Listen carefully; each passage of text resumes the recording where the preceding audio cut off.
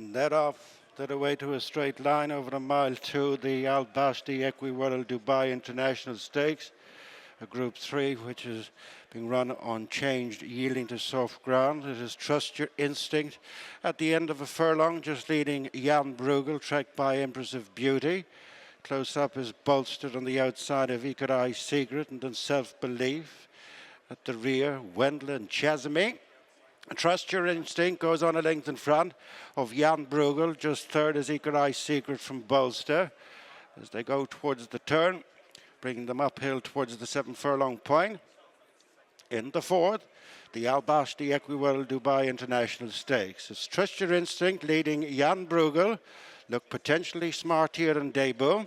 Followed then by Curragh Secret and Bolster is next. Little has changed up front, followed by Empress of Beauty and Self Belief, those two together.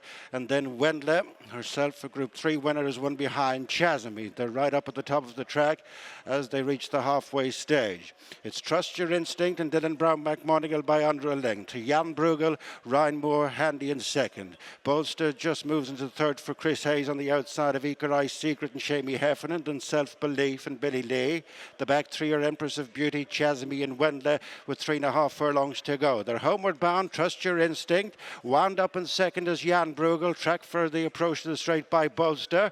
On the inside is Curragh Secret, a couple of lengths to Self Belief as they corner inside the final 3 furlongs. And the Basti Equiworld Dubai International Stakes, it's still Trust Your Instinct by 2 lengths now to Jan Brueghel. Bolster in the middle of the track is trying to gain ground, followed then by Curragh Secret and Self Belief. They've a furlong and a half to go. Trust Your Instinct from Jan Brueghel. In between horses on the outside is Bolster, then Self Belief, who's staying on the outside of Curragh Secret. Trust Your Instinct from Jan Brueghel, who's coming hard on the outside. Less than 150 yards to go, and it's Jan Brueghel who's getting up to beat Trust Your Instinct, who ran a cracker on the inside.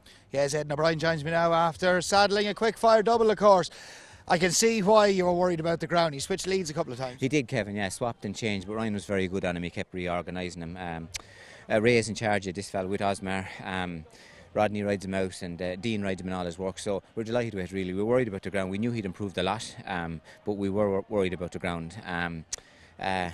But like, he kept swapping and changing, and Ryan kept letting him reorganise, but he said he won well on the line. He's a horse that's going to stay well. It was a good even pace. We weren't probably expecting the gallop to be as strong, so it probably taught him a lot and did search him, really. He's quite idle too, isn't he? He's pricked his ears as he's come to the line. He did, lazy, yeah. He probably babyish. He didn't get to do a lot of work last year, and really he's only done kind of proper work since he ran the last day, so he'd probably a lot to learn, and the pace was an even pace, so there was nowhere to hide out there, so no, it was good, and delighted that he won, really. A big step up from a maiden into group company. It is, yeah, absolutely. We had intended going to Goodwood with him next, and we knew he was going to have a run in between somewhere, and this was really the only race.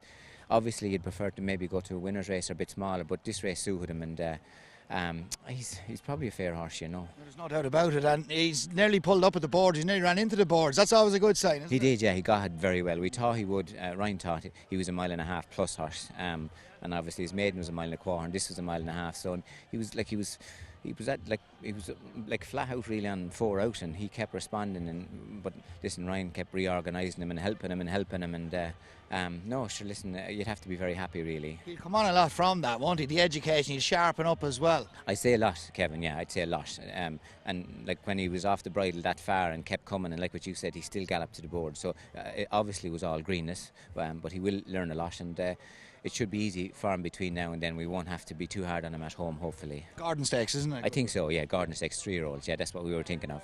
Look, thinking now, you always make a plan in advance. This a Ledger horse? That's what we thought he would be, yeah. We thought that would take him on to the Ledger. So that's obviously if the lads decide to go that far with him. But on pedigree, he's a very well bred horse. His brother Sovereign won the Irish Derby, making all of his very strong gallop over 1.5 miles. So you'd imagine he should get well beyond 1.5 miles. Don Rising's in the pedigree as well. He is, absolutely, another brother. Like you said, they do stay very well. Yeah, an exciting horse, plenty to come. Content obviously steps up and trip. Big ask in the Pretty Polly next race. Yeah, she's been too keen her last runs. We're going up and trip. We're running her back quick, so she won't get too fresh before her next run. That's why we come back quick. We have earplugs in her. Ryan decided to put him in her this morning, my helper. So it'll be interesting. So he'll ride her patiently and gently and give her a chance to come home and ride her to be placed and take everything after that. So it will be interesting, but we're going to learn a lot about her and she's probably going to learn a lot as well. A quick word about the derby tomorrow, Aidan. Obviously this grain, I know it was supposed to stop a couple of hours ago, but obviously the forecast is wrong. Is it going to affect you? It shouldn't affect yours much. No, it's proper soft ground probably now, and more rain comes, the softer it's going to get. Our horse gets the trip, we think, well. He is a Camelot and he does bend his knee. He won in soft ground in France last year.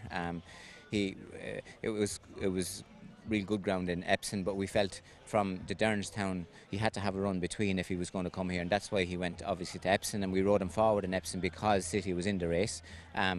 But we felt that he would get the trip well, and he did. Like, in all fairness to him, I'd say he was probably one of the only few horses ridden that forward, ran that well, you know. So you'd have to say it shouldn't be a disadvantage to him. He's a big hardy fella. Alan rides him out and Wayne rides him in all his work, and Andrew and Edmund are in charge of him, so everyone seems happy at the moment, so hopefully. You've little over 3 lengths to make up at Amby and Friendly. Do you think the Curragh would suit him better than Epsom? I would think so. As a horse, as an individual, would. He's a big horse, you know, so Epsom can be tricky. But in all fairness, he did deal with it, and Wayne gave him a very good ride. Like I say, he rode him forward and gave him plenty of time to see the ground in front of him and see what was happening before it happened. So you would imagine the Curragh is probably the fairest track in the world. It's very flat and uncomplicated, and usually the best horse wins here. So hopefully it will suit him, and hopefully he runs well. And Grosvenor Square, he's an intriguing runner. He won his maiden here. He beat Cambridge on very testing ground back end of the season. We haven't seen him since third in the Chester Vase. Yeah, we ran him in the Vase, and we held on to him, and we were just trying to see would he be an Epsom horse, and obviously we learned straight away he wasn't, so we decided to give him time,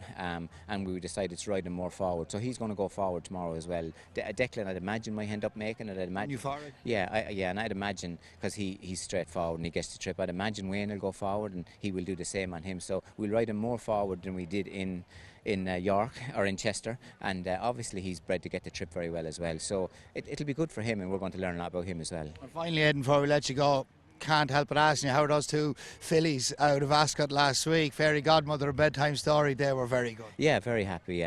Delighted. The lads everyone at home is very happy with them since. We're speaking to MV and the boss and everyone during the week, and I think the lads are thinking of going. She might go to Deauville for the morning. Fairy Godmother. Fairy Godmother, yeah. So that's what I think they're thinking at the moment. We'll see how she is, obviously, in the meantime.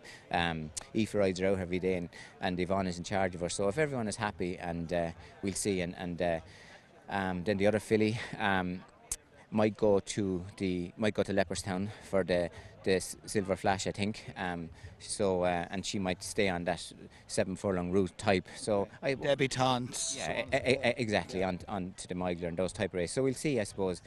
We'll get them back working and see how they are. But all those races are open to them, and see what happens over the next week or 10 days, really. They look very special fillies. Fairy Godmother, you know, considering the run she got, she's done it really well to win it, hasn't she? And of course the other filly, 9.5 lengths to win it. Yeah, absolutely. We were surprised Fairy Godmother got beat the first day. We couldn't believe it, so it just goes to show. But she won nice the next day, not by very far, but won nice, and so we were delighted with that. And obviously Ryan rode her the same way in Ascot as he did the second day at Naas, and Genie, what she did was incredible. He was very impressed with her. She took off when he got her organised, and the other filly he rode her uncomplicated, and obviously he got her into gear going past the 3 down to the 2, and then she just took off, really, you know. So obviously a filly with a lot of natural ability. She's a sister to Content, and we trained her very gentle at home because what we knew about Content, we felt that maybe we didn't do a brilliant job with Content, and we thought we might do a better job with her. And listen, at the moment it seems to be paying off. We're just very gentle with her, and let her kind of show us when she has to, rather than going looking every day, you know. So listen, it'll be interesting, so hopefully. A final question. Augusta Road and had him back on spot. He doesn't do a whole pile and hits the front, does he? No, it travels very well. Always did. He was always like that. He pulls up when he gets there. So, but the good thing is you can ride him forward now, and we were probably riding him back too far any day. He ran disappointing, and that was probably my instructions were wrong. He's in great form now. Rachel rode him work this morning, very happy with him. Andrew, everyone seems very happy with him. Davy. So the plan, I think the lads are thinking of going to the King George with him. So if everything is right with him over the next couple of weeks, that's where I think he will go. So yeah, he's a horse to look forward to. Great stuff as always. Thanks as always, Ed. Pleasure, Kevin. Thank you. Watch live racing now on racingtv.com.